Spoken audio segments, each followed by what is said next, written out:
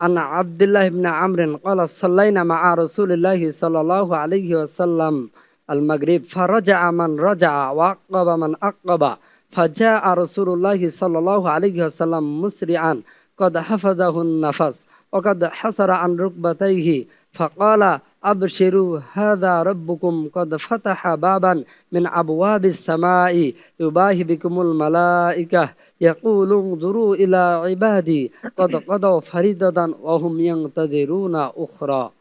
رواه أحمد. أحمد فين؟ أين خرج أحمد الحديث؟ أخرجه أحمد في مسنده.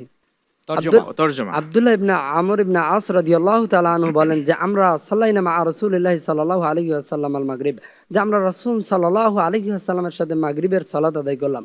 অথবা যে থাকার সে থেকে গেল, যে চলে যাওয়ার সে চলে গেল। অথবা কিছুক্ষণ পর রাসূল সাল্লাল্লাহু আলাইহি ওয়াসাল্লাম তিনি দ্রুত আসলেন, মুসরিয়ান কদ হাফাযাহুন নাফাস, তার শ্বাস জোরে জোরে পড়ছিল। অকাদ হাসারান রুকবাতাই, এবং তার কাপড় টাকনুর ওপর মানে এর উপর হাঁটুর উপর পড়ে গিয়েছিল। তিনি বললেন তোমরা সুসংবাদ গ্রহণ করো, নিশ্চয়ই আল্লাহ রাব্বুল আলামিন একটা আসমানের দরজা খুলে দিয়েছেন এবং তোমাদেরকে নিয়ে গর্ব করে ফেরেশতাদেরকে বলছেন যে আমার বান্দারা এক সালাত সম্পূর্ণ করে তারা অপর সালাতের জন্য অপেক্ষা করছে। ইমাম আহমদ বিন হাম্বল তার মুসনাদ গ্রন্থে হাদিসটি বর্ণনা করেছেন। حدثنا حدثنا حدثنا حدثنا حدثنا